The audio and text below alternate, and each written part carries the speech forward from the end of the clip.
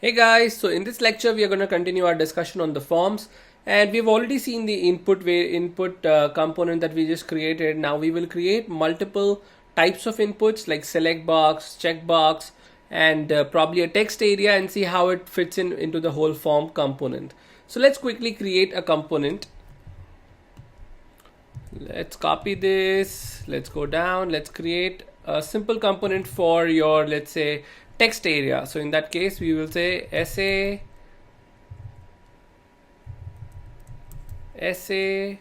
component. So we have the essay component, and now instead of the input I will make this a text area.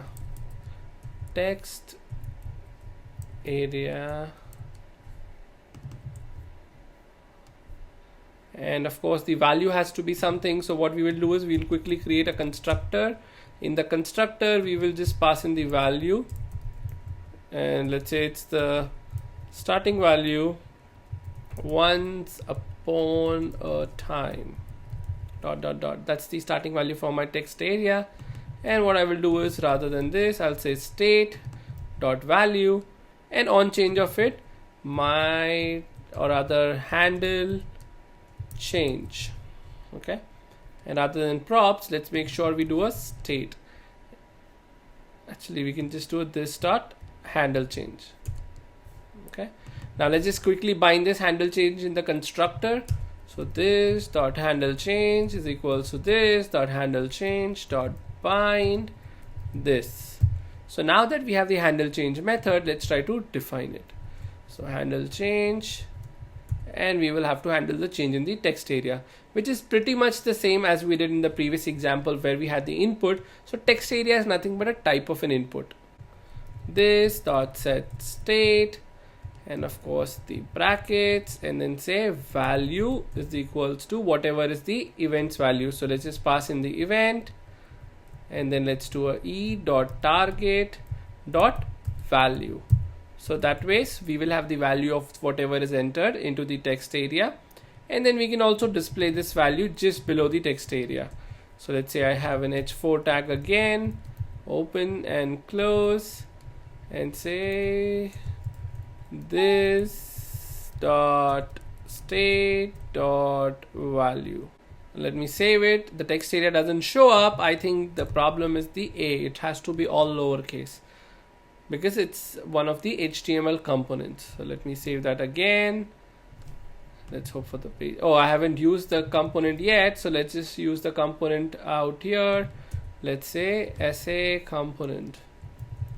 So now that we have written the essay component, we saved it, and we can see the text area being displayed with the initial value and whatever is displayed here. I was walking and it rained. Probably that's not a very good essay, but you get the point that you can write in anything in the text area and you can handle the input. Now what if we want to implement this in a form and probably want to alert it to the user saying that this is the text that you entered? It's very easy to handle that too.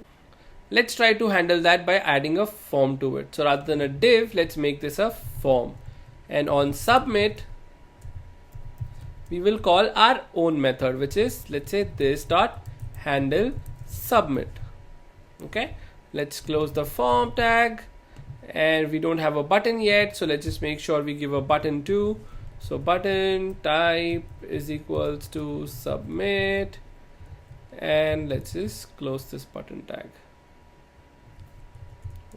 Let's say submit, then let's just close the button tag. Okay, so that's the form, but this dot handle submit is not yet defined. So let's just go back to our constructor, first bind it and then also define it. So let's just do that. So this dot handle submit is equals to this dot handle submit dot bind, and this. So now that we have bound it, let's try to also handle it. So we handle the submit. The first thing we will do is pass in the event, and then let's make sure we prevent the default. Prevent default.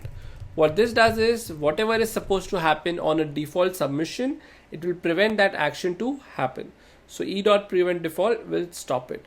And just before stopping it, let's make sure we alert it to the user. So whatever is the input we have, which is we can just do target dot, we can just do this dot state dot value. So whatever is the value will get alerted to the user the moment I submit the text. Let's try to do that without any changes. And you can see once upon a time. Let's say once upon a time I was playing, and let's do a submit again. And you can see once upon a time I was playing. So you handled the submit and you also alerted the value to the user on submit of the form. And that's how you can play with any of the fields. So this was just a text area. The next we're going to move is to a select box. So for select box, the way you see is you have select tag, you have options, and one of the option is a selected option. So all you need to make sure is whichever is a selected option has the field as checked. Okay. So let's copy this same as a component, create another component, and let's call this as, let's say, flavor form. So in this case we will have a select box, and probably we'll have certain flavors that we need to select, and based on the user input the particular flavor will be selected. So let's just say value is equals to start with, let's say grapefruit, all lowercase. Okay, this dot change, whatever change has to happen, you need to make sure the state of the value gets updated. Similarly on submit, the value gets printed. Now in the form, rather than the text area and this dot value, what we will do is we'll remove this, and here we will have a label.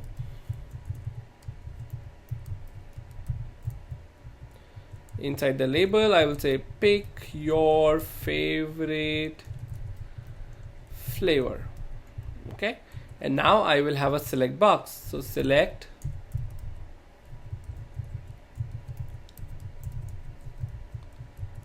then I will also pass in the options. Option value is equals to something. So let's say the first one is grapefruit because that's the value we have selected. And then let's say grapefruit. Let's close the option. Let's copy and paste this option so that we can change. Let's say we have apple,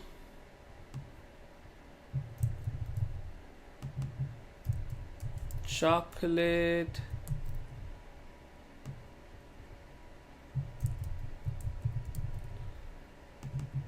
banana, and let's just say we have 4 options. Okay, let me save that, and we should start seeing nothing on the screen because the flavor form is not yet used. Let's just put that to use by moving it into the content component. So just like SA component, we'll add the flavor form. Now that we have added the form, it should start reflecting on the screen as a drop down. Pick your favorite color or flavor. Now when I select the flavor, let's say chocolate, it should make the change, but nothing is happening, and nothing happens because I haven't yet handled the on change event. So I need to make sure on select I pass in the on change and this dot handle change. Let's close this, let's save it, and it should refresh again. And once it refreshes, let me change the chocolate flavor, and nothing happens yet because the button for the submit is not there. So let's just quickly add the button. Let's say input type is equals to submit and value is equals to submit. This is just another way of creating a button. Initially we saw it with the button tag, now we are seeing it with the input tag. So let me select the chocolate and then say submit. So this should give me an alert chocolate. Of course I can add more text to it, so I can just say the flavor you selected is, and then we can have the value displayed. Let's just change this chocolate, submit, and the flavor selected is chocolate.